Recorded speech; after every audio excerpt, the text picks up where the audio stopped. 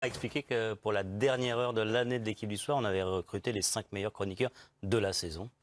Voilà, c'est vrai. Bah, bravo pour la récompense. Mais pas le meilleur présentateur. La tigresse de l'équipe du soir. Bonsoir, Maison Gomez. Salut Bertrand. Tout va bien? Tout va bien. Vous avez toujours fini vos cadeaux de Noël ou pas? Ouais, Running c'est gag bon. de la première partie. C'est parfait. Souvenez-vous, on a fait un teasing qui était le teasing le plus long au monde de l'histoire de la télévision française sur Hervé Penaud qui avait eu une minute pour convaincre. C'était la minute la plus longue aussi de Exactement. l'histoire de la télé Consistait à française. savoir Mais le si- résultat le plus long à attendre, vous allez voir. Vous aviez dit que vous étiez favorable, comme Thomas Tuchel, à ce qu'il y ait 5 ou 6 changements. Non, attendez, je Si, veux t'as dit revenir ça, un peu non, sur non, mes non. propos. Si vous pouvez ne pas refaire une minute, ce serait sympa pour tout le monde. J'ai voulu être sympa avec Thomas Le Tuchel. résultat de sur cette Twitter. minute pour convaincre. Le résultat, quel est-il? Je crois l'avoir vu. Ah, c'est pas mal. Vous êtes bien battu. Je suis content de moi.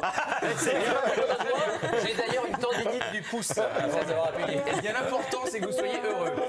Allez, on va commencer enfin cette émission en parlant, vous le voyez, Mbappé encore espoir pour l'interrogation. Oui, puisque Kylian Mbappé est né le 20 décembre 1998. Il fête donc aujourd'hui, pendant 1 heure encore, sa 21e bougie. Kylian Mbappé, à qui on souhaite donc un bon Bon anniversaire. anniversaire, Kylian. Et c'est l'occasion pour nous de vous proposer donc ce débat. Il est toujours, selon les règles de la FIFA, considéré comme un espoir justement de par son âge. Il a 21 ans. Faut-il le considérer encore comme un espoir?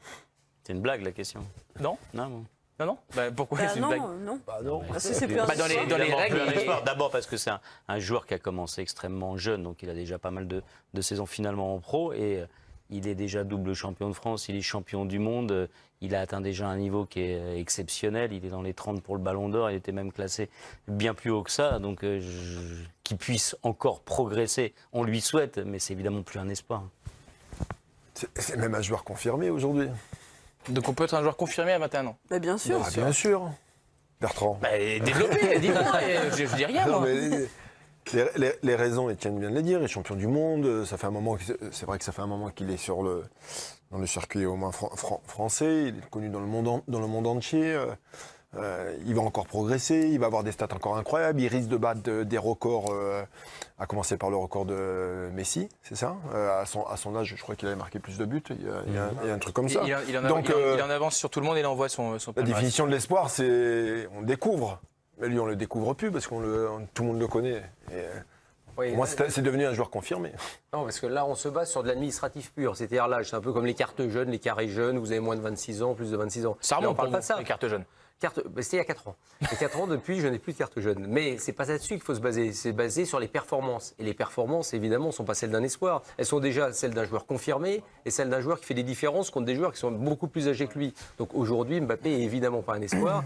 C'est l'un des plus grands joueurs français déjà à l'heure actuelle. À 21 ans. À 20 ans, il l'était déjà. Mais oui, voilà. À 19 ans, il l'était déjà. C'est une question aussi de statut. Combien il a Exactement. coûté en transfert? Bien sûr que ça Cher. rentre en compte. Hein. Si vous êtes un espoir, on ne met pas autant d'argent que sur un joueur confirmé. Et là, si ils ont mis autant d'argent, c'est parce qu'il avait déjà prouvé en Ligue 1. Joao Félix, par exemple, c'est un espoir ou pas? C'est davantage un espoir, mais c'est quand même en passe de Vous devenir. êtes piégé un peu là? Comment? Je vous ai piégé Non, un peu. vous n'avez pas piégé. Un petit peu. Oh, Ça laisse un petit peu. pour la dernière heure de l'année, il est Pour l'instant, piquant. le palmarès d'Mbappé n'est pas celui de Joao Félix. C'est vrai, Pour vous avez l'instant. raison. Donc voilà, il est effectivement champion du monde. Il a été titulaire dans l'équipe championne du monde. Voilà, dites-moi un espoir. Un espoir, il joue en sélection espoir. Il était même plus que titulaire, c'était un joueur leader donc, pendant la Coupe du Monde, c'est un joueur leader de l'équipe de France, c'est un joueur leader du Paris Saint-Germain, c'est un joueur qui a fait un transfert déjà il y a 2 ans à 180 millions d'euros, qui aujourd'hui sur le marché des transferts a la plus grosse valeur du football mondial. Je pense Voilà, il y a 2 ans, c'était un espoir. Ça fait 2 ans que ça ne l'est plus. Il est passé dans une autre Donc j'ai 2 ans de dimension. retard. Voilà, la question à 2 ans de En retard. moyenne, Mais en bon, général, c'est la dernière heure de l'année. On peut se tromper, il y a beaucoup de fatigue. Et ça se comprend. Non, évidemment, c'est plus un espoir. C'est la locomotive presque du football français. Donc, non, il n'y a pas un espoir qui fait ça. Est-ce que vous pouvez considérer que c'est un joueur fini? Ah oui, il est fini crâne de bouillie. Non, Mais là, sa carrière est derrière lui. Non, mais les questions sont très bien ce soir. fini dans le sens Mais poli. oui, Ce qui est merveilleux, c'est qu'on voit bien que dans son jeu, il a encore des choses à améliorer. Voilà, lesquels? C'était là où je voulais en venir. D'abord, rien que dans les face-à-face avec le gardien, on a noté donc qu'il a encore du déchet et pourtant il a terminé 2e buteur européen derrière Lionel Messi. C'est-à-dire que si il améliore ça, donc il va vraiment tout fracasser. Il a amélioré son jeu de tête, comme beaucoup de jeunes attaquants qui ont toujours un petit peu de mal donc, sur le jeu de tête et qui progressent avec les années. Il a encore à progresser dans le jeu collectif, dans sa perception tactique avec les autres. Mais ça ne veut pas dire que c'est un espoir. Ça veut dire que c'est un joueur extrêmement fort aujourd'hui et qui, comme c'est un joueur qui travaille et qui aime ce qu'il fait, il va devenir monstrueux. C'est plus un espoir, mais ça reste un jeune joueur. Il est jeune, il a 21 ans, effectivement. Donc c'est vrai ce que disait Étienne. On a l'impression que dans la gestion de certains matchs, il n'est pas encore à la maturité qu'il aura dans 5-6 ans. Mais au niveau de tout le reste, c'est plus un espoir parce qu'il a prouvé. Mais après, on sent des soirées où il est un peu moins bien. Il va essayer de forcer beaucoup pour faire les différences tout seul, là où normalement il pourrait rejouer simple. Dans sa gestion des matchs. Ouais, dans la gestion de ses matchs, il va progresser. Mais ça, c'est une question d'expérience pour le coup, qu'on peut pas, sans doute, qu'on peut pas couper. Quoi. Il y a aussi des choses qui s'apprennent dans la pratique, dans la répétition des choses et dans aussi de ce que vont vous dire vos entraîneurs, etc. Mais de là à en faire un espoir, c'est un joueur confirmé avec une énorme marge de progression puisqu'il n'a que 21 ans. Voilà, c'est ça, tout est là. Parce que ce qui est incroyable, c'est quand il aura 25 ans, on va voir ses matchs, on se dira, à l'époque, on disait ça de lui, parce qu'on va se rendre compte du gouffre qu'il y aura entre lui aujourd'hui et lui dans 4 ans. Messi, quand il est arrivé, était déjà un monstre, et qu'on voit ce qu'il est capable de faire 7, 8, 9 ans après, on se dit, mais c'est phénoménal. C'est-à-dire que le gouffre est immense. Surtout, et là, je rejoins Étienne, surtout pour quelqu'un qui aime le foot comme lui et qui a la volonté de progresser, la volonté de marquer l'histoire. On sent quelqu'un qui ne s'arrêtera pas, qui n'est pas là en train de se dire, je suis arrivé à un certain palier, maintenant, je arrête. Non, il veut déjà gagner les JO, ce qui est une très très belle chose. Excusez-moi, c'était par rapport à la première partie. Disponible d'ailleurs en replay sur le site d'équipe si ça vous fait plaisir. Ça nous ferait plaisir. Et donc c'est vrai que tout ça fait qu'à un moment, vous ne mettez pas de limite. Et ne pas se mettre de limite, c'est aller beaucoup plus loin. Étienne, vous avez joué contre lui. Qu'est-ce qui vous frappait le plus? Si vous pouvez ne pas me répondre. Franchement, il l'a maîtrisé assez bien. Tu nous expliquais. Avec moi, Mbappé ne faisait rien. Ouais, aucun souci. Dans la poche. Dans la poche. J'étais pas impressionné. Non, on avait joué contre Paris un début de saison. Il était remplaçant. Pourtant, il y avait tout le reste. Il y avait le gratin. Et c'est vrai qu'il est rentré et tout a changé, quoi. Ah, au Rodourou? Ouais, tout a changé. C'est-à-dire que l'équipe de Paris, c'était comme s'il avait donné la confiance à l'équipe. Elle jouait autrement. Et tout allait plus vite. Donc, c'était sa vitesse, on n'en parle plus. Ses dribbles, on n'en parle plus. Mais c'est surtout l'emprise qu'il avait sur ses coéquipiers qui m'avait marqué, moi. En tout cas, j'avais trouvé ça. Ça avait changé totalement l'équipe et leur façon de jouer. Non, mais il impulse quelque chose. Ouais. Déjà par sa personne et puis ses qualités, et puis il impulse aussi par rapport aux autres. Après, dans la progression, je reviens à Étienne, aussi son ratio occasion-réalisation.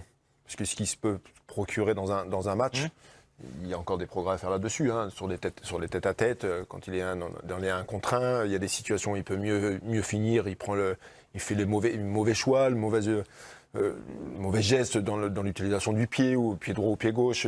Je trouve qu'il a encore des choses à... Alexandre l'a dit, le choix dans les espaces. Et ça, c'est les matchs, l'expérience, c'est la maturité qui va faire ça. C'est un peu comme vous êtes un espoir, vous aussi, monsieur Latour. Je suis plus un espoir, moi. Mais il est tellement travailleur, Bertrand Latour, que forcément, il va tout démonter. Lui, le problème, c'est qu'il s'est donné des limites basses. J'ai une question à vous poser, on va voir, vous faites les marioles. Vu qu'on profite de son anniversaire, justement, pour faire un petit peu un bilan du début de carrière de Kylian Mbappé, sur cette année 2019, dans quel secteur est-ce que vous l'avez vu progresser, Hervé Penaud? Je vous attends. Ah d'accord. Quel Là, il a envie qu'on repose la question, parce qu'il réfléchit. Non, mais je suis en train de réfléchir. Donc, c'est pas. C'est bien. Pourquoi? Il faut réfléchir pas trop quand même, parce que les gens un minimum. écoutent. Et non, mais moi, c'est sa capacité, parce qu'il est quand même attendu maintenant comme le joueur. Là où il a progressé, c'est sur le jeu de tête. Non, il a progressé à peu près en tout. Non, mais c'est vrai, c'est-à-dire qu'il est capable maintenant de faire des courses encore plus intelligentes, parce que c'est vrai qu'à une époque, il avait un défaut souvent, qu'il a encore un petit peu, c'est qu'il s'entête. C'est-à-dire qu'il aime bien dribbler, essayer de faire des différences individuelles. Et aujourd'hui, je trouve qu'il a une gestion de ses temps forts, temps faibles qui est meilleure. Non, mais il va plus souvent à l'essentiel aujourd'hui. Voilà, c'est ça. De temps en temps, il pouvait s'écarter parce qu'il voulait démontrer qu'il était un grand joueur. Maintenant, son essentiel, c'est le but. Et on le voit plus souvent présent devant le but que sur les côtés. Donc ça, c'est un réel progrès à mes yeux. Et on va passer à un joueur maintenant qui n'est plus un espoir depuis un certain nombre d'années. Une indiscrétion, équipe du soir. Hatem Ben Arfa est courtisé par Galatasaray. Oui, ça fait un petit peu que Ben Arfa n'est plus dans cette catégorie-là. Le club turc lui propose un contrat de 1 an et demi. Le joueur est actuellement en pleine phase de réflexion puisqu'il dispose également d'une offre en Espagne. Donc la question que vous voulez poser, Ben Arfa pisté par Galatasaray. Est-ce le bon club pour Hatem Ben Arfa 2 chroniqueurs ne sont pas d'accord. C'est un duel. Jingle. Mélisande Gomez nous dit non, ce n'est pas le bon club pour Hatem Ben Arfa. Étienne Didot nous dit mais bien sûr, c'est le bon club. Donnons la main d'abord à Étienne Didot, l'optimiste, le positif. On pourrait presque dire qu'Hatem Ben Arfa, malheureusement, reste un éternel espoir, pour revenir au débat précédent. Mais c'est évidemment un bon club, et le bon club pour Ben Arfa, parce que tout simplement, c'est un club de foot. C'est un club de foot, et moi, j'avais hâte qu'il retrouve les terrains, que ce soit à Nice, que ce soit à Monaco, n'importe où. C'est un joueur qui est capable de faire des choses que les autres ne savent pas faire. J'ai envie de le voir sur les terrains. Donc le premier club où il va signer, je serai content parce que je ne peux pas le voir en dehors des terrains. C'est un artiste, il a besoin de s'exprimer. J'ai besoin de voir ses gestes. N'importe quel club, je serai heureux de le voir sur le terrain. Mélisande. Oui, enfin, alors du coup, je ne réponds pas vraiment à la question, quoi. Sinon, n'importe quel club, il peut aller aussi jouer en national. Il a envie d'un club qui joue. Il lui faut un peu de stabilité. Il lui faut aussi une équipe qui joue au foot. C'est pour ça qu'il attend à ce point. Et il a la motivation, en tout cas l'espoir de retrouver un projet avec un vrai projet technique. Galatasaray, c'est une équipe de trentenaires qui n'a pas beaucoup de stabilité, où ça joue pas bien. On les a vus quand même cette saison que ça joue pas bien. Qu'est-ce qui va aller se perdre là-bas? J'y crois pas une seconde. Voilà le duel où tout le monde a respecté le timing. Ce n'est pas le cas à chaque fois. Vous pouvez voter sur le compte Twitter de l'équipe du soir si vous partagez ou si vous avez été convaincu par Mélisande ou plutôt par Étienne Didot. En attendant, président Hervé Penaud qui a été attentif. J'étais très attentif. De quel côté est-ce que vous allez pencher? J'ai eu un peu de mal avec les arguments de Mélisande, pour tout dire, parce qu'il recherche un vrai club avec une vraie ambition, Stabilité. avec une stabilité, etc. Alors que lui, c'est tout le contraire de ça jusqu'à présent. Parce qu'il ne retrouve pas de club. J'espère quand même qu'il a eu quelques propositions. Alors il n'y a rien qui lui convient. Donc il va attendre encore 2 ans, 3 ans. Dire finalement, c'est pas assez stable. Là, Galatasaray, tu as un club qui a une vraie passion. Il y a une folie incroyable autour de ce club. Tu me dis que c'est un club de trentenaires, Galatasaray. Mais il a quel âge, Ben Arfa? Mais trentenaire. Donc c'est un club pour lui. Donc il a 32 ans. Ah ben non, mais tu me dis, mais tu peux pas critiquer, c'est un club de trentenaires et lui, il en aurait 22. Il a 32 ans, il va avec des gens de son âge. Et comme ça, à la cantine, il pourrait parler de choses et d'autres. Des choses qui les intéresseront. Non, ouais, je suis tout à fait de l'avis d'Étienne. Il faut qu'il rejoue au football. Mais honnêtement, si un club comme ça, s'il commence à tenter ses dribbles, parce qu'en plus on va le laisser faire, justement parce qu'il ne va pas être cadenassé, il pourra faire ce qu'il veut, le public va s'enflammer, il va retrouver enfin la joie de jouer, la joie de vivre, et puis il faut y aller. À un moment, Galatasaray, c'est génial, c'est une ville super, c'est un public invraisemblable, c'est un club qui a eu quelques difficultés ces derniers temps, il peut peut-être l'aider à se relancer. Voilà, c'est un championnat qui peut lui convenir parfaitement. Je comprends même pas qu'on donc, se moi, pose la question. Je me poserai même pas la question. Moi, donc mon point, je ne comprends pas qu'on se pose la question, que Mélisande se pose la question. Évidemment d'accord avec Étienne. À me la poser, toi et Hatem. Oui, toi et Hatem. Le problème, c'est qu'Hatem Ben Arfa, il se pose peut-être un petit peu trop de questions. C'est intéressant de Il se douter pose un dans peu la trop de vie. questions. Il a 32 ans. Je pense qu'Étienne a parfaitement résumé l'affaire. Qui joue? Si Galatasaray, qui est un grand club européen, évidemment de 2e niveau. Ah non mais est-ce que Hatem Ben Arfa, donc là il attend quoi comme club? Il attend la Juve, il attend le Real, il attend le Barça, il attend quoi? T'es en train de comparer Galatasaray avec le Barça, là? Non, justement. Bah Donc oui. il attend des clubs au-dessus de Galatasaray. Non, mais qui joue. mais Snyder, Comme le dit Hervé, c'est un club, Bah oui, ils ont bien réussi là-bas. où il y a une histoire, où il y a de la passion, Bien sûr. où il y a des supporters, et où en plus, en effet, s'il fait quelques grilleries, il va enflammer un peu le stade, et ce serait parfait pour lui. Et en plus, il aura la prime à la signature, donc il n'aura pas de problème ensuite pour être payé derrière. Il avait fait une publication sur Instagram, c'était le 3 septembre dernier, Hatem Ben Arfa qui avait à ce moment-là fait un petit peu jaser. Aucun challenge qui m'a été proposé ne m'a excité. C'est comme avec une femme, si elle ne t'excite pas, laisse tomber mon frère. Pas vu ça. Effectivement, donc c'est aussi une philosophie de vie. après tout. Non, mais... Non, mais... Sur le fond, il n'a pas complètement tort après en même temps. C'est mieux que ce soit vous qui le dites que nous, Mélisande. Non mais qu'est-ce que vous voulez? Oui, bien sûr qu'on est tous à regretter. Moi, je suis d'accord avec vous. On a envie de le voir sur un Ouais, mais terrain. enfin, tu l'excuses, tu dis il cherche un projet technique. Mais enfin, il Mais je l'ai- non, mais je en l'excuse Espagne, il y a pas. comme Malaga. Non, mais Malaga, attends, c'est Hervé, meilleur. je n'excuse rien du tout. Je t'explique son état d'esprit. Je suis pas en train de dire. Je te Mais dis, il moi, paraît qu'il pour fait moi, des- je pense pas qu'il va aller à Galatasaray. C'est tout. Après, on peut. mais il peut faire ça. imaginer Bah, il qu'il hésite, va hein. Il a eu une Oui, proposition. voilà. La Il va vérité, avoir c'est des que c'est hommes de là, surtout il est là. très triste parce Ouais, que exactement, on est exactement. donc On est tous d'accord au avec mois ça. de décembre. La saison a démarré, il n'a pas joué la saison d'avant. La saison a démarré là. il prend pas de club, alors qu'il est libre. Je veux dire, il a quand même des possibilités. C'est pas n'importe Mais qui. il vous l'a dit, il vous l'a dit. Si, c'est triste. Parce que comme dit Étienne, nous on a envie de le voir jouer. oui, moi aussi, En j'ai tout envie de le cas, voir c'est un joueur aujourd'hui donc qui est complètement sorti dans sa tête du milieu du foot. Je sais pas. continue de s'entraîner, hein. Qu'il annonce sa retraite. il continue de s'entraîner. Non, mais Bertrand, s'entraîner, oui. il y a s'entraîner. À un moment donné, D'accord.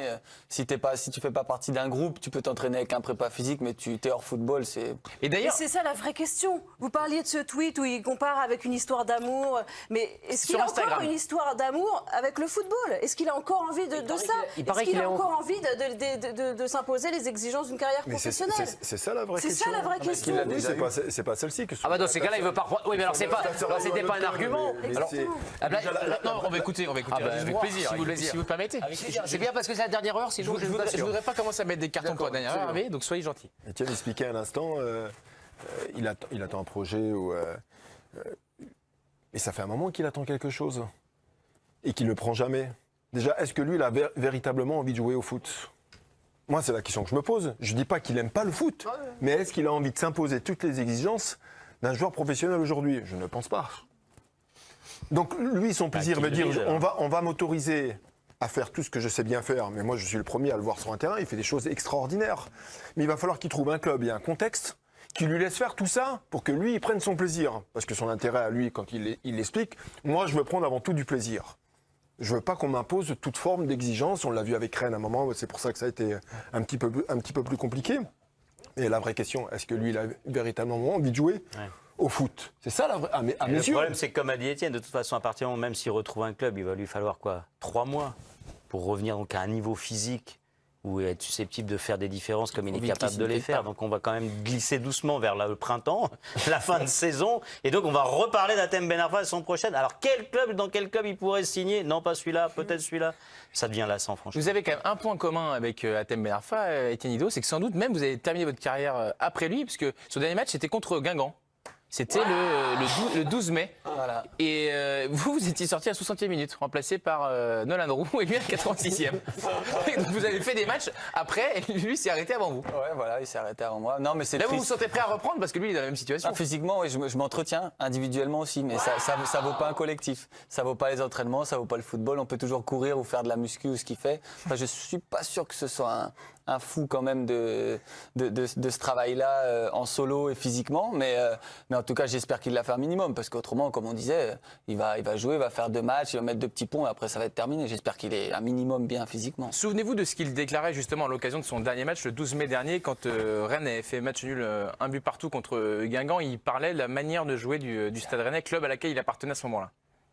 C'est ambitieux, on est peureux, on va dire. On est peureux et ça, il faut que on nous le transmet d'une façon à être plus conquérant. Il ne faut pas qu'on nous transmet. On joue à domicile, on joue contre les derniers. On a une belle équipe. Il faut qu'on nous transmet des choses pour aller attaquer, pas pour défendre notre but à chaque fois. Et aujourd'hui, c'est le cas, c'est qu'on nous dit toujours de défendre avant d'attaquer. Et aujourd'hui, c'est le résultat parce que c'est interdit de se faire revenir au score comme ça et de presque perdre le match. Ces matchs-là et puis ces autres matchs me permettent d'avancer aussi dans mon cheminement parce que je suis orienté par le jeu et ce qu'on nous propose, niveau jeu, c'est limité quand même, donc ça m'oriente. Déjà à ce moment-là, il s'est posé des questions à Hatem Non, Ben mais Arfa. c'est- là, Non mais c'est sans doute le cœur, de ce qui le mène au fait qu'il n'y ait toujours pas de club au moment où on se parle. Non C'est le cœur de sa carrière. En entier, c'est le cœur de sa carrière. Cette réflexion-là, cette interview, pour moi, c'est pour ça qu'il n'a pas fait mieux avec le talent qu'il avait. Là, tout est résumé sur cette interview-là. Pour vous, on elle est comprend inaudible, pourquoi. toute cette interview-là? Ah oui, Ouais, complètement. tu peux pas. C'est une des plus belles saisons du Stade Rennais, de son histoire. On peut pas critiquer comme ça son club, son entraîneur, ses dirigeants après un match, après une telle saison. Enfin, pour moi, c'est Il sortait d'une incohérent saison total. complètement blanche au Paris Saint-Germain. Il y a un club qui le relance, qui lui fait confiance, qui lui donne les clés du jeu, un entraîneur qui est là avec lui, qui le soutient. Et franchement, il n'a pas beaucoup rendu. On a tous été, Gagne un vraiment trophée. la plupart autour de cette table, à beaucoup soutenir, beaucoup défendre, beaucoup aimer Hatem Ben Arfa. Et je trouve que franchement, sur les derniers temps, ça devient de plus en plus compliqué. Non, mais surtout que là, ça paraît tellement invraisemblable. Bon, sauf pour Mélisande. Mais quand vous avez Galatasaray, vous vous rendez ce que c'est que Galatasaray en Europe?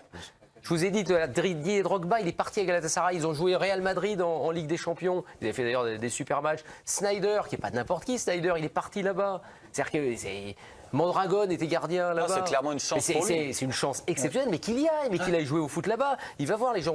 Alors, la question, effectivement, elle est là. C'est est-ce que tu es capable de t'imposer les exigences du très haut niveau? Voilà, ça, effectivement. S'il se pose la question et qu'il se dit, j'en suis pas sûr, là, la carrière va couler en pente douce. Est-ce qu'il en a envie? Est-ce qu'il en a envie? Et on lui posera la question le jour où il aura signé ou pas dans son futur club. Il y a eu un duel tout à l'heure qui a opposé Étienne Didot et Mélisande Gomez. Le résultat du duel, je sais que Mélisande est particulièrement attentive à ces duels, à sa cote de popularité. Elle est quand même Mbappé, elle regarde ses sur stats les en réseaux sociaux. permanence. Bien sûr, donc si je moi, veux c'est bien très meubler, mais important. si le résultat du duel voulait bien arriver, ça me ferait plaisir. C'est un petit peu... Ah là là, je suis dégoûtée. Serré. Je pense qu'il a fait la différence, c'est ma voix. Oui, ça c'est vérifié sur votre minute pro. Le président est heureux ce soir. Ah ouais. 2019, je suis assez fier de moi. Profitez-en, il reste peu de temps maintenant, il reste 43 minutes, 42 même, pour célébrer. On va passer aux informations importantes de cette soirée de Ligue 2, parce qu'effectivement, il y avait des matchs de Ligue 2 et ça vous a pas échappé. Je sais que vous avez tous regardé le multiplex et ça nous a fait plaisir. Grosse surprise avec la lourde défaite du leader Lorient, à point seulement des playoffs de la Ligue 2 au championnat d'Allemagne, il n'y a qu'un D'ailleurs, pas. Ben Arfa avait une proposition du Havre. Oui, Début de absolument. saison. C'était une Hein? idée de Paul Le Guen. C'était pas assez il a structuré, pas. Il n'y avait pas de projet de jeu. Non, mais arrêtez, soyez gentil un peu avec Athème. Hoffenheim Dortmund. Et Dortmund qui a perdu cette rencontre après avoir pourtant mené 1-0. Le but à la 17e du champion du monde Mario Götze sur une passe d'Achraf Hakimi. Qui a été Achraf Hakimi. Ils ont calculé à 36,2 km/h. C'est le joueur le plus rapide de l'histoire du championnat d'Allemagne. L'égalisation d'Adamian, vous le voyez, à la 79e minute. Après une tergiversation de la défense du Borussia. Et à la 87e, le coup de tête d'Andrej Kramaric sur une passe d'Adamian, buteur et donc passeur. Dortmund qui manque l'occasion de rattraper le duo de tête. Le club de la Roue reste 4e. Hoffenheim est ainsi 6e. Dortmund justement qui sera l'adversaire du Paris Saint-Germain en 8e de finale de la Ligue des Champions 2020. Elle a du déclic peut-être pour le Paris Saint-Germain qui a vécu une année 2019 décevante avec l'élimination prématurée en Ligue des Champions en 8e de finale dans les conditions que tout le monde sait. Il y a eu également cette défaite en finale de la Coupe de France, c'était contre Rennes. Le feuilleton Neymar tout au long de l'été et donc avec l'arrivée de Leonardo, un mercato estival jugé plutôt positif. La première place en Ligue 1 pour le moment à la trêve ainsi que la première place dans le groupe de Ligue des Champions devant le Real Madrid. Est-ce que 2020 peut être l'année du déclic pour le Paris Saint-Germain? Ça peut ou pas, on sait rien en vérité. Là, le blanc est significatif. Franchement, on ne sait pas. C'est la question, le problème encore? Non, c'est pas du tout la question. C'est les saisons du Paris Saint-Germain. On en a connu tellement où on avait à ce moment-là de la saison ce bilan-là, leader largement en Ligue 1, montrant des choses dans le jeu. Ils avaient compris de leurs erreurs du passé, etc. Et puis on s'est aperçu qu'en 8e de finale, ça passait pas. Donc je crois qu'il y a tellement peu de certitudes. Ils nous ont montré des visages différents, même sur ce début de saison, avec des moments flamboyants et quand même aussi beaucoup de moments où dans le jeu il n'y avait pas grand-chose. Donc voilà, on est nourri de doutes, mais évidemment qu'ils peuvent le faire. On ose l'espérer en tout cas. Je pense qu'on est tous sur la même longueur d'onde, mais je pense qu'on a été frustrés des échecs qu'il y a eu récemment. Après, il y a peut-être un Neymar qui va être revanchard, qui a envie de relancer sa carrière. Il y a eu des années un peu pénibles et des blessures. Et c'est vrai que quand on a un élément comme ça, s'il est disponible, ça va jouer vraiment un rôle énorme pour le Paris Saint-Germain. Et moi, je trouve que c'est un peu le syndrome Stade Rennais avec les Coupes de France, les échecs. Je pensais à ça tout à l'heure en venant. Tout le monde est déçu, le public frustré. C'est un club de losers. Là, tout le monde dit Paris en Ligue des Champions, ils n'y arrivent jamais. C'est des losers en Ligue des Champions. Mais je sens que ça va arriver. Et là, j'ose espérer que c'est aussi la saison de Neymar qui va se relancer. S'il est bien, Paris peut gagner la Ligue des Champions. Justement, Leonardo était interrogé là-dessus en marge du tirage au sort de la Ligue des Champions sur le traumatisme ou non à la suite des déconvenus en Ligue des Champions. On écoute le directeur sportif brésilien. Par rapport à ça, si on regarde les autres clubs, je ne veux pas faire d'exemple, mais vous allez voir les statistiques des autres clubs. Il y a des clubs qui ont gagné des matchs 3-0 au match aller, ils ont perdu 4-0 après. Hein. Le fait que Paris Saint-Germain n'a jamais gagné, qu'il y a toujours le traumatisme, tout ça, non, on est sorti de cette négativité. On a le vrai moyen pour bien faire. Régis, est-ce qu'il faut le croire, Leonardo, quand il dit qu'il n'y a pas de traumatisme? Ou il est juste simplement dans son rôle? Bah, il est dans son rôle. Il le fait parfaitement bien. On ne peut pas lui reprocher ça. Je suis partisan. Je pense que c'est leur année. Ils vont la gagner, ils ne vont pas la gagner, mais on parle souvent de cycle. Paris, on rajoute les stars. On peut dire que c'est peut-être ils arrivent en fin de cycle sur les gros joueurs. Donc je pense Cavani, que les joueurs, Silva. je pense que tous ces joueurs-là sont conscients de ça. Et il faut que ce soit cette année. Encore une fois, la gagner, ne pas la gagner, voilà, ça se joue tellement à peu de choses, on peut pas le garantir. Mais je pense fortement qu'il va s'y passer quelque chose parce qu'on arrive dans cette fin de cycle et puis l'année prochaine, il va y avoir d'autres choses, d'autres joueurs. Les traumatismes ont été importants, ont été durs, hein, on ne les a pas très bien vécus, tout le monde, parce que c'était une forme de ridicule quelque part. Mais je crois que cette année, quand même, il y a des paramètres. Tiens, il parlait de Neymar, je pense qu'il sait que lui, il faut que ce soit cette année. Il faut que ce soit cette année, c'est pas l'année prochaine. L'année prochaine, il sera sûrement plus là. Donc, oui, après, il pourra la gagner ailleurs. Voilà, donc sur le... Il l'a d'ailleurs déjà déjà gagné. gagné. Il a déjà gagné laissé une ailleurs. trace. Il faut jamais oublier que les échecs des 2 années précédentes ont été pris dans la tête sans Neymar. Le match retour la première fois, le match il y était match retour, et la deuxième fois il n'était pas. Donc quand vous avez votre meilleur joueur qui n'est pas là, de fait c'est quand même un sacré handicap. Là, moi, j'ai la sensation aussi qu'il va se passer quelque chose. En plus, il y a eu des recrutements intelligents, quand même, qui ont permis de gérer certains postes clés. Je pense à Idrissa Gueye ou des joueurs de ce style-là. Paredes qui commence à se remettre visiblement. Alors, il va falloir voir sur la longueur un peu Paredes. Et devant... Alors le seul truc, c'est qu'on ne sait pas qu'est-ce qui se dessine aujourd'hui. Est-ce que ce sera un 4-3-3? Est-ce que c'est un 4-4-2? En tout cas, on voit ce qu'en tout sera pas un cas, problème, ce qui est parce qu'il y a sûr, du c'est talent. que voilà, le talent est là. Il y a un gardien. Di Maria, voilà, et en plus, il y a un gardien de but qui est arrivé et qui a prouvé pourquoi il avait remporté déjà des Ligues des Champions. Donc lui a l'expérience de ces victoires-là. Dortmund, je pense que c'est un adversaire idéal. Alors, on pouvait dire ça de Manchester United l'année dernière. Mais c'est surtout ça, le Dortmund problème. a le profil idéal pour le Paris Saint-Germain. On l'a vu encore ce soir contre Offenheim. C'est une équipe qui attaque. Ça va tout à fait dans la caractéristique du jeu de l'équipe du Paris Saint-Germain. Maintenant, après, ça dépend aussi beaucoup du tirage au sort. Et ça, on ne peut pas savoir aujourd'hui quel tirage ça. On parle déjà Quel est le problème? S'il se qualifie, s'il se Ça qualifie. change rien. Il parlait de pas de traumatisme, Leonardo, mais c'est quand même un club et le seul en Europe qui est jugé à ce point presque uniquement sur son parcours en Ligue des Champions, puisqu'à l'étranger, la Ligue 1, personne ne la respecte comme un grand championnat. Et que le Barça, quand il fait référence au Barça, alors ça fait 2 fois que le Barça se fait corriger au match retour et qu'il se fait éliminer. Contre la Roma et contre les champions Liverpool. d'Espagne, ça reste un club qui a plus ses preuves à faire, alors que le PSG... à l'étranger, ça commence un peu à faire rigoler tout le monde parce qu'il n'accorde aucun crédit aux titres nationaux et du coup, il est jugé exclusivement là-dessus. Ce qui est terrible comme pression pour les joueurs et ce qui est assez injuste en fait parce que vous pouvez ne pas gagner la Ligue des Champions et avoir fait une bonne saison quand même. C'est pas contradictoire, sauf qu'à Paris, il y a aussi la manière. Il y a la remontada qui évidemment a laissé des traces dans certaines têtes du vestiaire, c'est normal. Il y a eu le Real, parce que bon après Ronaldo c'était compliqué d'éliminer l'équipe où il y avait Ronaldo, en plus le Real. Et United c'est quand même terrible. C'est terrible parce que personne entre le match, c'est pire que la remontada pour moi. Parce que vous êtes chez vous et personne ne va imaginer que cette équipe-là de United, peut vous battre. 7 à 10 joueurs. Et surtout avec le match, c'est-à-dire que vous faites un match où ils n'existent quasiment pas les Anglais et vous perdez tout seul. Là, à l'inverse des autres saisons où on se disait c'est bon, ça va le faire. Il n'y a pas de certitude dans le jeu comme les années précédentes à la même époque où ils avaient dominé leur groupe de la tête et des épaules ou en Ligue 1, c'était impressionnant. Là au moins ils sont un peu davantage en rodage et bon, on se dit c'est pas... bien. Ouais, peut-être que c'est bien, peut-être que ça va être après. Donc la réalité c'est qu'on n'en sait rien puisque donc Mais maintenant non, on est en train de se dire maintenant on est en train de se dire finalement c'est peut-être mieux, ils n'ont pas de certitude dans le jeu, l'équipe tourne pas si bien que ça. L'impression qu'on a c'est que depuis United, Tourelle il a un petit peu perdu quelque part son vestiaire, un petit peu. Donc ça, c'est pas complètement rassurant quand même. Il peut le récupérer sur ces matchs-là, mais on a l'impression quand même que ce match-là, il a laissé des traces. Et que depuis ce match-là, il a du mal à remobiliser tous ses joueurs sur certains matchs de Ligue 1. On le voit quand ils se font un peu rentrer dedans. Bon, est-ce que ces joueurs-là peuvent se remobiliser pour un match de Ligue des Champions? Moi, je pense que oui. Justement. On parlait de Neymar. Oui, lui, il a cet objectif-là. Thomas Tuchel, aujourd'hui, il était interrogé à la veille de cette rencontre face à Amiens sur son pire souvenir au Paris Saint-Germain. Et inévitablement, il est revenu, justement, mais exemple sur ce match face à Manchester. On l'écoute. le deuxième match contre Manchester United. C'était le plus pire et il y a beaucoup de meilleurs moments parce que j'aime beaucoup de travailler ici et j'aime beaucoup mes joueurs et les groupes et j'aime beaucoup le staff, tout le monde. Est-ce que lui aussi, forcément, cette année 2020, il joue sa tête?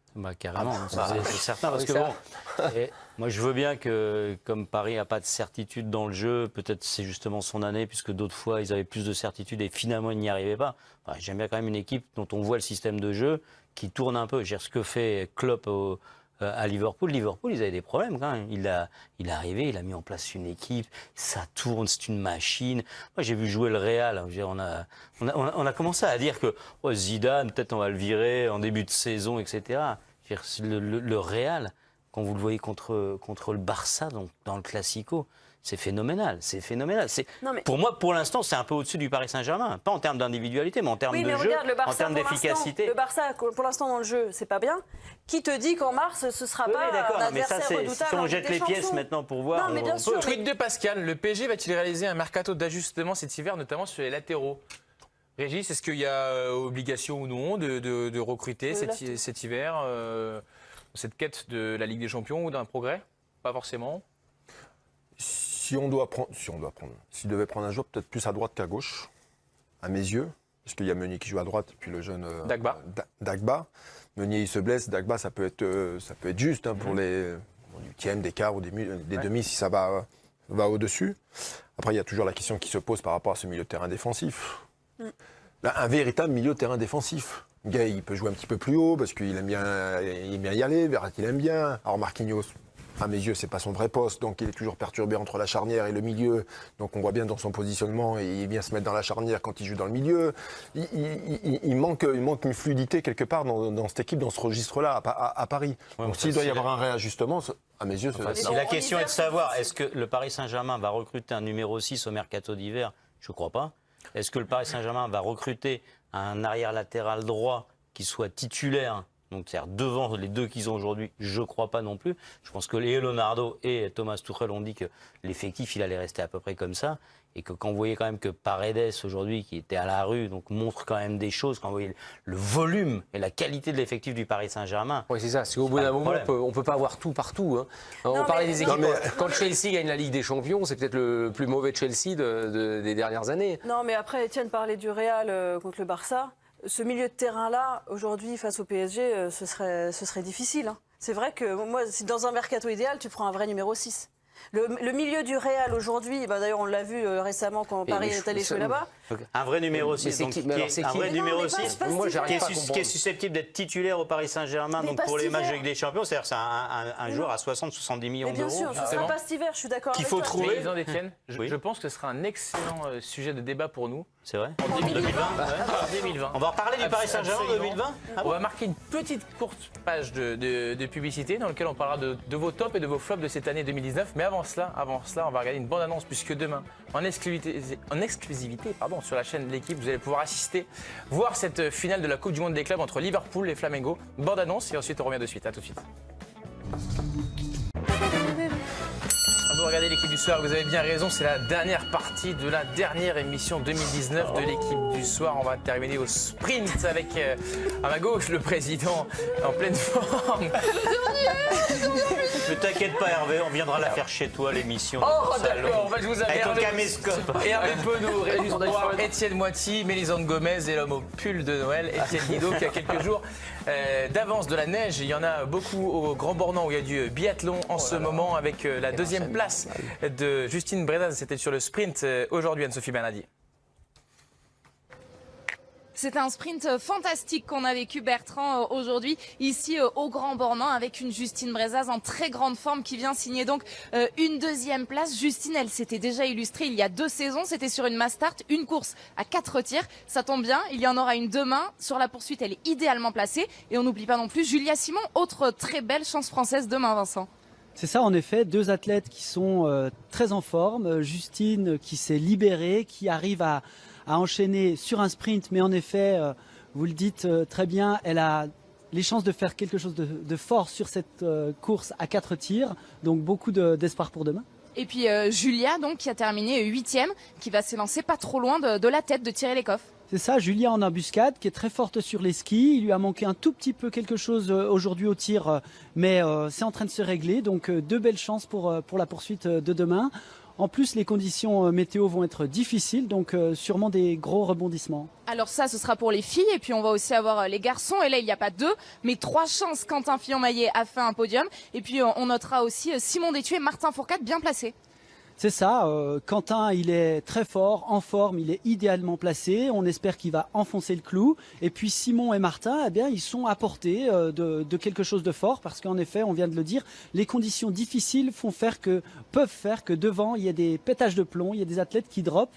Et là, ils peuvent en profiter. La fête sera donc belle. En tout cas, elle promet d'être belle demain, Bertrand. On se retrouve dès midi pour ces poursuites, hommes et femmes. À demain. Merci pour tout, Anne-Sophie. On se retrouve donc, le rendez-vous est pris à midi pour la poursuite hommes et femmes sur la chaîne L'Équipe. On va maintenant, vous le voyez dans la rivière, passer au Mercato Express. Toute l'information, les informations du Mercato en 5 minutes. On commence par Paul Pogba. C'est Ole Gunnar Solskjaer, l'entraîneur de Manchester United, qui attend le retour de Paul Pogba avec impatience et qui ferme donc la porte à un départ cet hiver. Il ne sera pas vendu en janvier. Paul a été fantastique et nous avons l'un des meilleurs joueurs du monde. Est-ce que Paul Pogba doit absolument rester ? Non, mais est-ce qu'il a le choix? C'est-à-dire que c'est combien? C'est un transfert. Ah, ben, bras de fer, mais là c'est un transfert. Ils disent à 175 millions d'euros. Il va falloir qu'un club mette 175 millions d'euros. Ça se fera cet été. Alors l'été, il faudra on en discutera. Ça fait un moment qu'il n'a pas joué, donc il n'est pas opérationnel tout de suite pour un club qui va jouer donc ses premiers rôles en Ligue des Champions. Il a été exceptionnel, il n'a pas fait un match. Un peu de pipeau le coach quand même. Mais à FIFA, je crois, il était exceptionnel. C'est ça. Au mariage de son frère aussi, peut-être. Ah, pas mal. Il a bien dansé. Ouais, bien dansé. Oui, c'est ça qu'il était aperçu en train de... Pas aussi bien que le président, mais c'est pas mal. Mais je lui donnerai quelques cours. Mais lui a toujours son épaule en place. C'est vrai, référence aux je suis exploits souvent allé à Conakry, c'est vrai que ça danse bien à Conakry. On rappelle que l'an dernier, à Morzine, vous étiez fait un peu mal à l'épaule. On va passer maintenant à... J'en connais un autre. Julien Stéphan qui espère pouvoir conserver Eduardo Camavinga. J'ai 17 ans, une saison supplémentaire. Si je devais me positionner aujourd'hui, je dirais que pour son bien, il faudrait certainement qu'il fasse une année supplémentaire au club pour continuer à se développer, à grandir. Mais ce qu'il se passera dans 6 mois, 6 mois dans le foot, on ne sait pas, on verra. Laissons-le continuer à s'épanouir, à grandir dans la sérénité. Il est juste dans son rôle, Julien Stéphan, Régis, ou ses conseils, vous les suivez? Oui, moi je pense qu'il ne doit pas rester qu'une année, il doit rester encore même 2-3 ans pour son évolution. Après, c'est un joueur qu'il connaît bien parce qu'il l'avait avec lui avec la réserve, avec la CFA2. Je pense qu'il y a une relation un peu père-fils entre les deux joueurs, les deux personnes. Effectivement, il dégage beaucoup de qualité ce jeune joueur, mais il n'a que 17 ans. Je veux dire, bon, faut pas dire qu'on est trop jeune dans le foot, parce qu'on n'est jamais assez jeune dans le foot quand on a l'occasion de jouer dans des grands clubs. Mais bon, il a fait que 3 mois là, ou 2 mois en Ligue 1. Il a été décisif sur 1 ou 2 matchs. Donc, bon, il faut voir. Mais Étienne, vous en avez vu des jeunes joueurs démarqués, vous lui conseilleriez de rester aussi? Oui, de rester. Après, c'est compliqué. S'il y a vraiment un grand club qui vient, qui l'achète et qui le prête 1 ou 2 saisons, ça se fait aussi. Je pense que l'idéal pour lui, s'il veut être, voilà, s'il y a un grand club qui se refuse pas, mais d'être prêté dans la foulée. Après, c'est un joueur il est très jeune, mais il joue beaucoup. Hein. Moi, je trouve qu'il joue énormément. Alors, trop? Je sais pas, mais c'est vrai qu'il joue énormément et c'est pas facile à digérer pour un jeune. Donc, je pense qu'il s'il reste 1 ou 2 ans de plus, comme tu disais, je pense que c'est parfait pour lui. Hein. On passe à l'OL. Selon le Progrès, Lyon étudierait la piste menant au défenseur central, Ezequiel Garay, âgé de 33 ans, qui évolue à Valence, où il est titulaire depuis le début de la saison pour éventuellement combler le départ de Marcelo. Il lui reste 6 mois de contrat, donc il serait libre à partir du mois de janvier. Hervé, qui suit l'OL, est-ce que c'est un joueur qui a la dimension pour solidifier la défense de Lyon? Oui, c'est un très bon défenseur central. Donc, puis il cherche un joueur expérimenté. Alors pourquoi pas Valence c'est qualifié en Ligue des Champions. Oui, c'est qualifié Ligue des Champions. En plus, s'il lui reste 6 mois, est-ce qu'il n'a pas envie d'aller jusqu'à la fin de saison et puis partir libre? Je ne sais pas. Ouais, non, il y a une vraie interrogation parce que le joueur il va jouer la Ligue des Champions avec son club. Pourquoi le club le laisserait partir maintenant? Si on ramasse un petit peu sur 6 mois de contrat, mais comme dit Hervé, pour le joueur, il vaut mieux rester dans son club et être libre en fin de saison. En tout cas, si ça peut se faire, c'est pas mal. Ah bah oui, ça, il n'y a rien à dire. Alors, mais il faut être sûr après que Marcelo il trouve un club, attention. Oui, parce que vous voulez dire que les clubs regardent les matchs? Non, c'est pas ça. Je pense qu'il peut en trouver un, mais il n'y a pas de certitude non plus. C'est-à-dire, vous pouvez faire un contrat, mais il faut être sûr que l'autre de l'autre côté il parte. Lucas Zidane, dans une interview accordée au journal de l'équipe et à François Verdonnet, Lucas Zidane ouvre la porte à la Ligue 1. L'année prochaine, ça me plairait, pourquoi pas, d'aller poursuivre ma carrière en France. J'avais déjà eu quelques contacts. Est-ce que ce serait forcément positif pour lui, Mélisande, d'aller en France? Il y aurait peut-être beaucoup de pression. C'est sûr qu'il y aurait de la pression. Après, il faut qu'il aille nulle part. Il faut qu'il fasse sa carrière loin des comparatifs, en tout cas qu'on lui rappelle en permanence son nom et sa filiation. C'est bien qu'il soit parti du Real justement pour grandir un peu loin de son père. Après, s'il y a une bonne offre en Ligue 1, pourquoi pas, mais je ne pense pas que ça doit être sa priorité. Sa priorité, ça doit être de progresser, de se faire sa place individuellement tout seul, comme il est en train de le faire à Santander, et c'est une bonne chose. Il est venu effectivement à Santander où il est titulaire, lui qui est âgé de 21 ans. On passe à Nîmes maintenant avec le nouveau directeur sportif du Nîmes Olympique, Reda Hamache, qui a donné sa première interview à Midi Libre et il déclare certaines recrues devraient être des joueurs de référence. En plus d'être des joueurs de qualité, on ne se fixe pas de limite pour le mercato d'hiver. Est-ce que Nîmes peut encore se sauver ? Vu la qualité de leur effectif à l'heure actuelle, Régis? Vu l'effectif, non. S'ils se renforcent, peut-être. Après, il y a un contexte. C'est ambitieux comme déclaration quand même. Hein. Oui, il y a un contexte à Nîmes. Je pense qu'ils sont capables de gagner des matchs à domicile. De jouer au Cossières, c'est toujours très particulier. Je connais bien ce club. Il faut qu'ils prennent avant tout de la qualité. Hein. Un nom, c'est une chose, mais avant tout de la qualité s'ils veulent s'en sortir. Mais le mercato d'hiver, c'est pas évident. Mercato d'ajustement. Regardez dans la rivière Liverpool-Flamengo. C'est le match que la chaîne L'équipe vous propose demain en exclusivité. La finale de la Coupe du Monde des clubs entre le club brésilien et le club anglais qui, je le rappelle, Liverpool n'a jamais gagné cette compétition. Eux qui ont disputé 3 finales, dont une qu'ils ont perdue contre Flamengo. C'était en 1980. Donc voilà pour le rendez-vous de demain à partir de 18h10. Les tops et les flops. On va commencer par les tops de l'année 2019 puisque c'est la dernière émission. Voilà, qu'est-ce qui vous a plu, qu'est-ce qui vous a emballé cette saison en petit habillage à l'américaine? Peut-être, vous me dites ce qui vous a plu et puis ensuite, voilà, je vous laisserai développer. Régis, le coup de cœur, le top. Klopp. Klopp. Étienne. Liverpool. Liverpool. C'est bien, vous êtes original.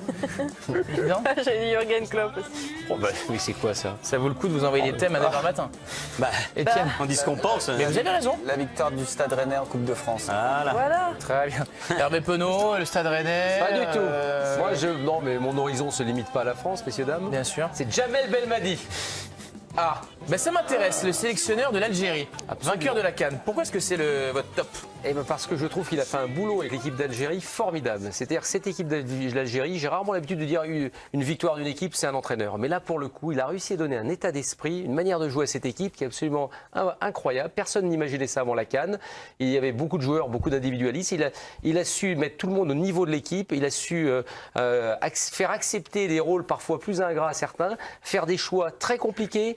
Préférer des joueurs qui jouaient en Arabie Saoudite, au Qatar, à d'autres joueurs plus réputés en Europe en se disant parce qu'eux rentrent dans le cadre collectif. Et tout ça, ça a donné une magnifique victoire à la Coupe d'Afrique des Nations. Et franchement, ça va mettre sur le compte de Belmadi. Et ce qui est bien pour lui, c'est que l'après-CAN a été bon aussi, ce qui n'est pas toujours évident. 17 matchs sans défaite pour l'Algérie, qui est invaincue d'ailleurs aussi pendant cette année 2019. Qui m'a donné Liverpool? C'est Étienne? Oui, certains ont donné Klopp, je pense que ça revient un petit peu au même.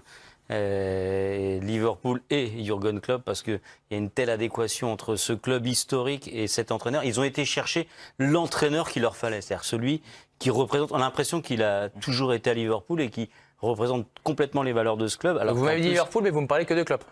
Ouais, parce qu'après, vu que nous on a dit Klopp, il s'est dit tiens, c'était la bonne réponse. Non, parce que ce qu'il a fait avec Liverpool cette année, enfin, si on ne met pas et l'entraîneur et l'équipe en même temps, je vois pas tellement où est la différence. Il a fait progresser. Il a fait progresser, comme tout à l'heure, quand on entend duel avec Étienne. Non, je crois pas. Il a fait progresser cette équipe de manière absolument formidable. Elle a une image formidable. Elle a un jeu d'une modernité incroyable. Il y a une puissance dans cette équipe et il y a une image qui est très belle, très bonne du club et de son entraîneur. Et il y a un entraîneur. Aussi, Régis, qu'il faudrait mettre en avant. Parce que Étienne nous a parlé du club de Liverpool, mais vous avez envie de nous parler de l'entraîneur. Il dégage tellement de force, capable de fédérer. Moi, je suis admiratif de ce qu'il fait, la relation qu'il a avec son groupe, avec ses joueurs. Il perd très peu de matchs, puisqu'on parle de cette année, mais l'année Avant aussi, il avait été extraordinaire. Hein. Il a perdu en finale contre le Real. Il y a le match retour contre Barcelone. Je regardais sa conférence de presse. Il a dit tout le monde nous voit perdant et éliminé. Bah, si on est éliminé, qu'on le fasse bien. Qu'à travers cette petite déclaration, il avait réussi à mobiliser son vestiaire. Après, ils l'ont fait d'une façon remarquable, parce que c'est pas que de la chance. Hein.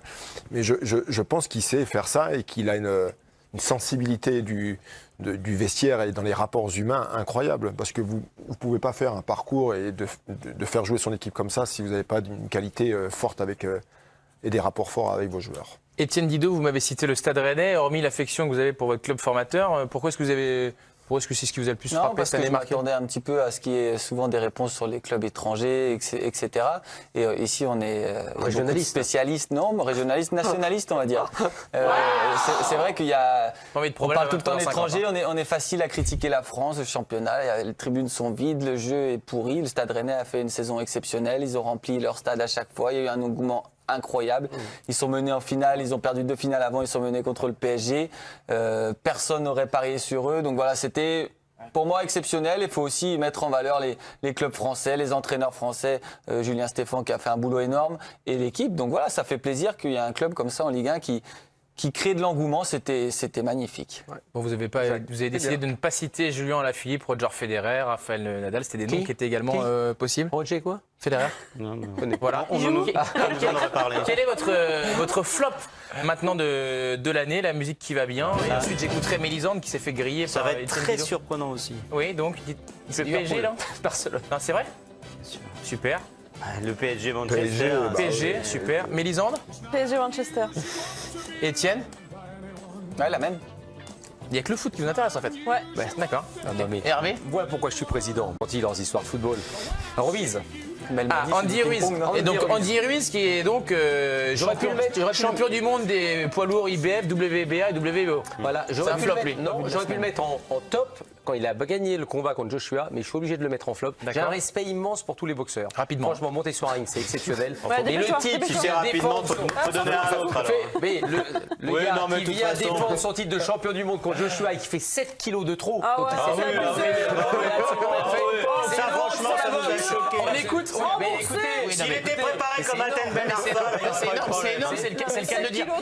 Mélisande Gomez. Ah mais je suis d'accord, 7 kilos trop. Non, mais je C'est-à-dire qu'il n'avait pas pris son rôle au sérieux. Et le titre de champion du monde poids lourd, c'est un truc énormissime. Le jour où si Yoka le devient, pas fini. on en parlera tout le temps. Non, le PSG c'était original, donc je voulais vous écouter Mélisande. Sur la boxe, c'est terminé? Oui, mais c'est fini, la locution Non, présidentielle. on en a fait des débats sur c'est votre truc. le flop, on en attendait PSG. beaucoup. Tous les ans, on les attend un peu plus. Et là, ils avaient le tirage parfait. Ils avaient fait le match aller parfait. Ils sont chez eux. Ils jouent une équipe diminuée. On va pas finir la dernière émission de l'année. Et ils arrivent à se faire éliminer. C'est une soirée lunaire. Mais c'est terrible. C'est terrible. C'est terrible. Voilà. Ainsi s'achève cette émission. Non, pas du tout. Puisqu'il y a un quiz quand même, un quiz 2019. Quel est le temps du Kenyan Eliud Kipchoge qui aurait pu être un top, mais évidemment, 1h58. Faux. 1h59 et 23 centièmes. Une 59-40, je vous l'accorde, Étienne. Parce que nous, on n'avait pas le droit de répondre. Ben non, mais il a répondu un peu vite. C'est la première fois qu'un Français ne remporte pas le titre de champion du monde des rallyes WRC depuis 2003. Qui a remporté le championnat cette année? Peter Hansen. Mais ça se finit par scène. Personne. Un indice? Quelqu'un sait? Harley Davidson. Non. C'est un Estonien? Oui, bah c'est. Tanak. Qui a gagné ici le concours des Et pourtant, Hervé s'intéresse pas qu'au foot. Tiger Woods est revenu sur le devant de la scène cette année en remportant notamment le Masters d'Augusta. À quand remonte son dernier titre dans un tournoi majeur? Alors, c'était. 2013. Non, 13. Non, 11. 2011. 13. 2011. 13. 12. 10. 13. 14. 15. C'est au-dessus. 15. Non, je vous dis c'est au-dessus, c'était 11 ans. Mais vous êtes nuls. La Coupe Davis a modifié son foot. J'ai dit 2010. Non. J'étais le plus près. Donc vous êtes la plus proche. Bon, Merci. voilà. Cette émission, j'ai l'impression que c'est avec un 2 points. Pourri. Vous êtes le plus riche, vous allez payer la tournoi, Étienne Didot. Voilà, ça va être très bien. Avec ton prix, tu vas Ça va pouvoir aller t'acheter très un vite. pull. Bonne année, passez de bonnes fêtes. N'oubliez pas, demain le rendez-vous à partir de 18h10, la finale de la Coupe du Monde des clubs entre Flamengo et Liverpool. Et puis la semaine prochaine, France Piron vous tiendra compagnie pour l'équipe Mercato avec les meilleurs moments, le best-of de toute cette année. À bientôt, passez de bonnes fêtes, au revoir.